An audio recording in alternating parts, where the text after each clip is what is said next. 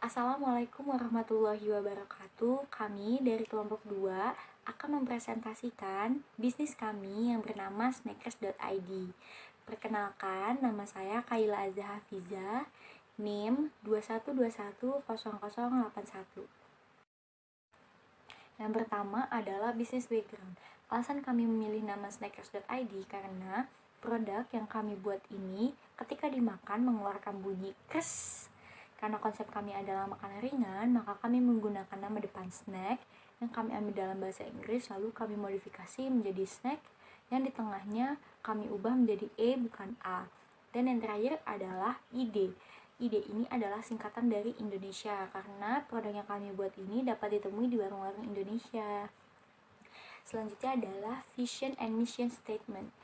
Visi kami adalah memperkenalkan snack kepada kalangan anak-anak hingga dewasa untuk menjadi snack pilihan di waktu sibuk atau santai.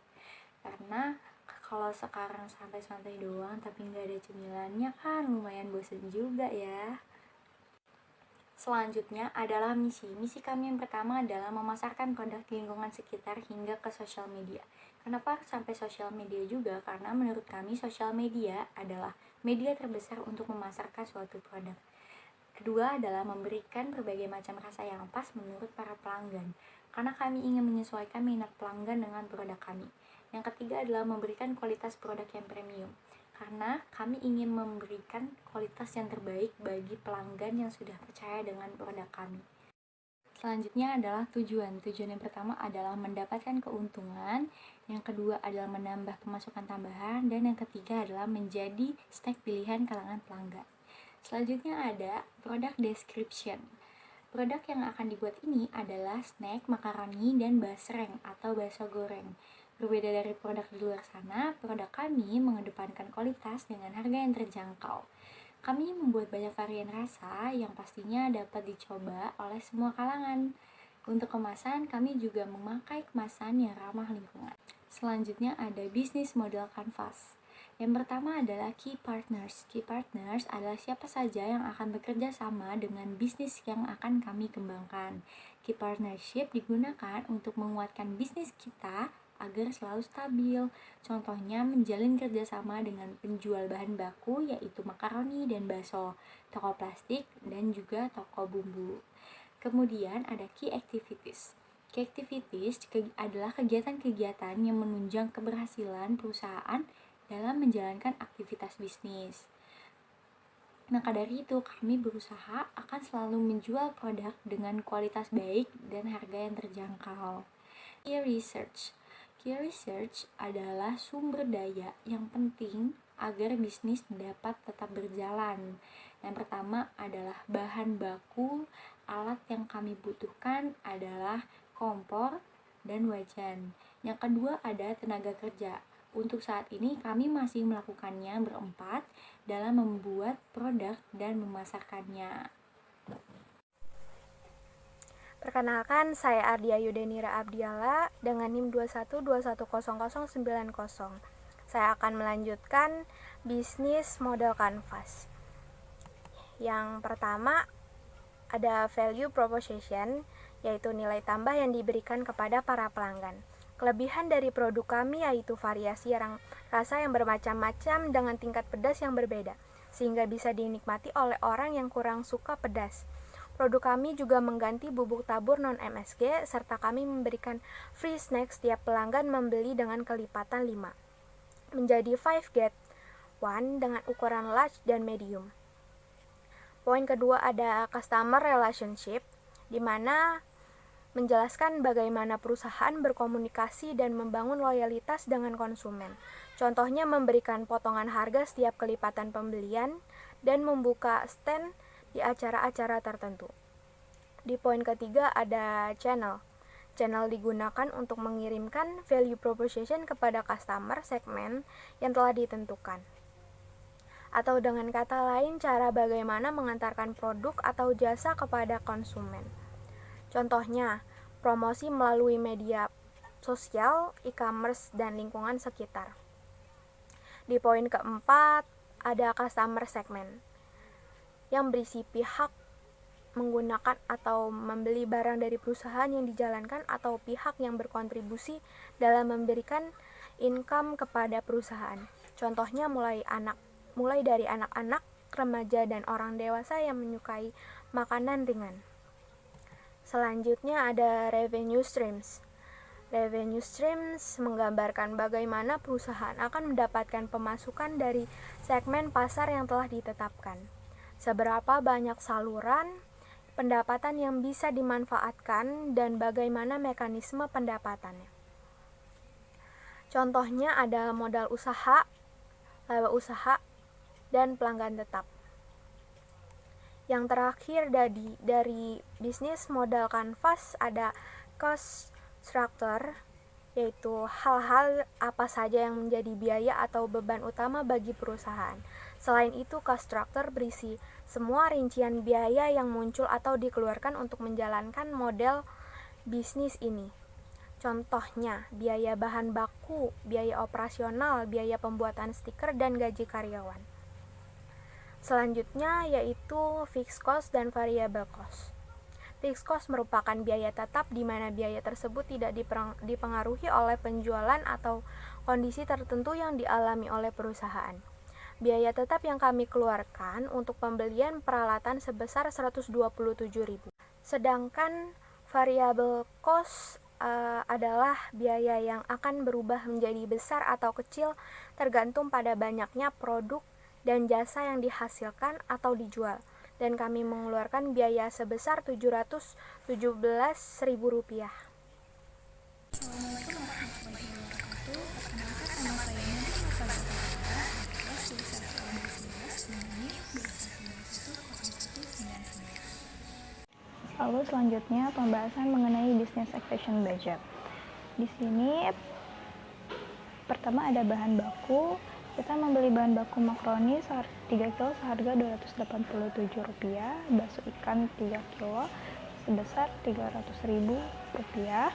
Untuk packagingnya, stiker 100 pieces harganya Rp50.000, pouch atau kemasan 100 pieces harganya Rp50.000. Untuk biaya lain seperti transport dan ongkir harganya Rp30.000. Dan untuk bahan baku pembantunya seperti bumbu tabur, untuk rasa keju, balado hijau, cabai bubuk, jagung bakar, untuk 200 gram harganya sama yaitu Rp20.000. Dan terakhir untuk minyak goreng 2 liter seharga Rp30.000. Total jumlah dari semua bahan baku, packaging, biaya dan bahan baku pembantu adalah Rp827.000. Selanjutnya, untuk penetapan harga jual, kami memberikan harga untuk bakso goreng ukuran kecil Rp10.000, ukuran sedang 250 gram Rp12.000, ukuran besar 400 gram Rp15.000. Dan untuk penetapan harga makaroni kering, untuk ukuran kecil 150 gram Rp9.000, ukuran sedang 250 gram Rp12.000, dan ukuran besar 400 gram Rp15.000. Selanjutnya, untuk penghitungan break-even point untuk harga pokok bakso goreng. Pertama, harga pokok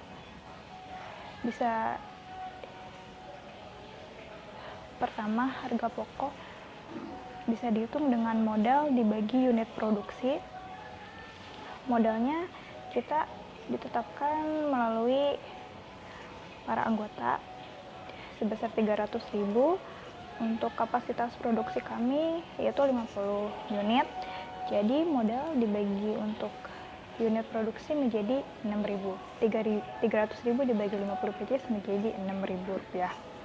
Untuk keuntungan yang ingin kita peroleh adalah 60%.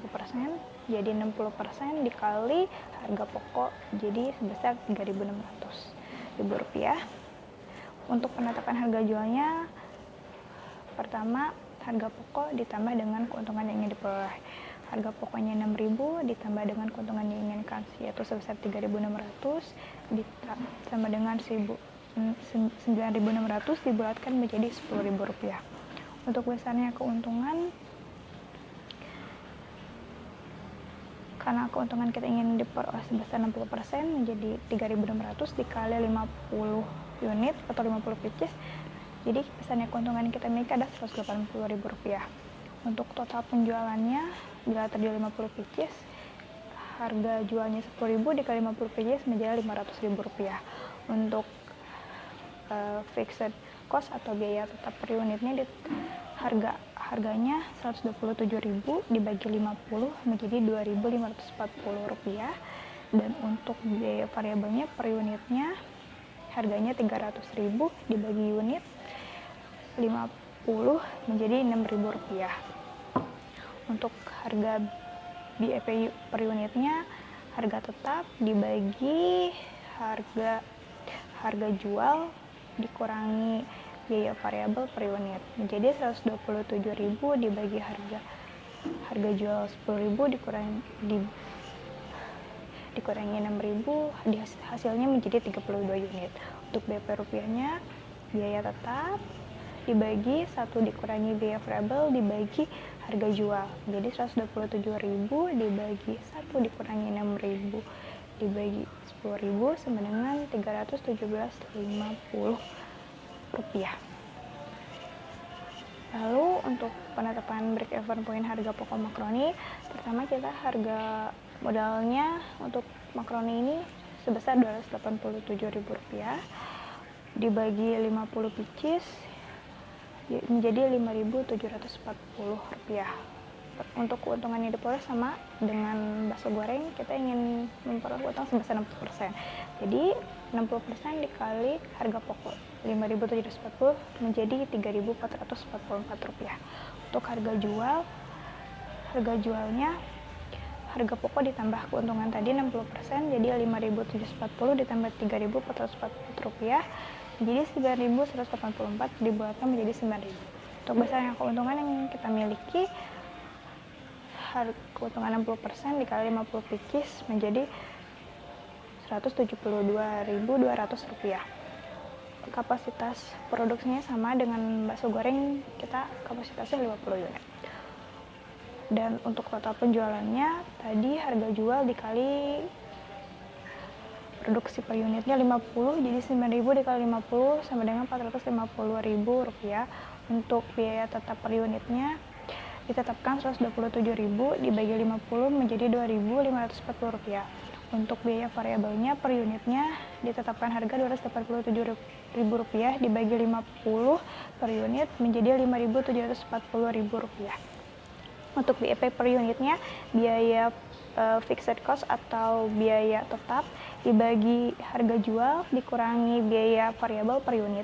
Jadi 127.000 rupiah dibagi harga jualnya 9.000 dikurangi biaya variabelnya 9.000 dikurangi 5.740 ditetapkan menjadi 39 unit.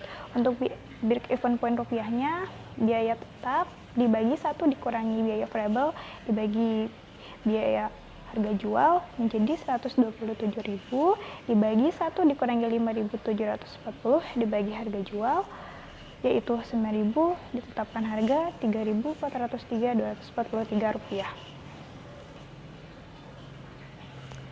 Itu saja pembahasan saya. Terima kasih. Assalamualaikum warahmatullahi wabarakatuh. Perkenalkan, saya Hasna Sabita Wardani dengan NIM 21210147. Selanjutnya di sini saya akan menjelaskan tentang profit revenue sharing, yang dimana di sini saya akan menghitung keuntungan makaroni. Di awal bahan baku saya memakai 3 kg makaroni dengan modal Rp287.000. Dengan modal Rp287.000, kita mampu memproduksi sebanyak 50 piece. Harga pokok makaroni dihitung dengan modal dibagi dengan produksi yang sebanyak 50 piece dengan hasil 5.740. Lalu kita akan menghitung laba yang diinginkan. Kita menginginkan laba sebanyak 60%. Dengan menghitung 60% dikali dengan harga pokok makaroni, yaitu dapat 3.444. Lalu kita akan menentukan harga jual dari makaroni, yaitu dengan cara menghitung harga pokok makaroni ditambah oleh perkiraan laba yang kita inginkan, yaitu dapat 9.184 Karena ini angka ganjil, kami bulatkan menjadi 9.000. Untuk target per minggu kami akan mendapatkan 450.000 dengan cara penghitungan harga jual dikali oleh produksi yang sebanyak 50 piece. Dan untuk per bulan yaitu dari 450 dikali 30 hari dapat 13.500.000. Dan yang untuk per tahun itu 13.500.000 dikali 12 bulan yaitu dapat 162 juta. Selanjutnya perhitungan keuntungan bakso goreng. Di sini sama, kami memakai 3 kg bakso ikan dengan modal 300.000. Dengan modal 300.000 kita juga mampu memproduksi sebanyak 50 piece. Yaitu di sini kita lanjut menentukan harga pokok bakso goreng yaitu 300.000 dibagi dengan 50 piece, yaitu dapat 6.000. Untuk laba, kita juga sama menginginkan sebanyak 60%, yaitu 60% dikali 6.000, yaitu kita dapat 3.600. Untuk harga jual bakso goreng, di sini kita mau nambahin harga pokok ditambah dengan laba, yaitu dapat 9.600, kita bulatkan menjadi 10.000. Untuk target penjualannya, per minggu kita bisa dapat 500.000, dan per bulan bisa dapat 15 juta, per tahun bisa dapat 180 juta. Selanjutnya yaitu harga pokok penjualan dan harga jual. Untuk harga pokok penjualan di sini kita memakai harga bahan baku yang awal yaitu 287.000 ditambah dengan 300.000 yaitu mendapatkan 587.000. Untuk harga jual, kami memakai harga yang per minggu, yaitu 450.000 ditambah dengan 500.000, sama dengan 950.000. Untuk mendapatkan laba kotor, kita menghitung dengan harga jual dikurang HPP, yaitu 950.000 dikurang 587.000 mendapatkan segini, 363.000. Untuk laba bersih yaitu laba kotor dikurang biaya lain. Biasanya biaya lain itu biaya transportasi dan ongkir. Di sini laba kotornya 363.000 dikurang biaya lain dapat hasil segini. Selanjutnya kesimpulan. Kesimpulannya kenapa kita memperkenalkan jajanan warung seperti basreng dan makaroni ini kepada semua kalangan? Karena menurut kami bakso dan makaroni sudah sangat familiar di kalangan manapun. Dan rasa yang kami sediakan pun juga sangat bervariasi. Dan untuk kemasan juga menurut kami itu adalah eco-friendly. Dan itu terlebih lagi sebagai anak muda yang lulus pada masa pandemi, kami sudah sering melihat banyak orang yang kehilangan pekerjaannya dan beralih profesi menjadi pengusaha-pengusaha kecil seperti kami. Dan dari situlah kami juga termotivasi untuk membuat jajanan ini. Sekian presentasi dari kami. Kurang lebihnya mohon maaf. Wassalamualaikum warahmatullahi wabarakatuh.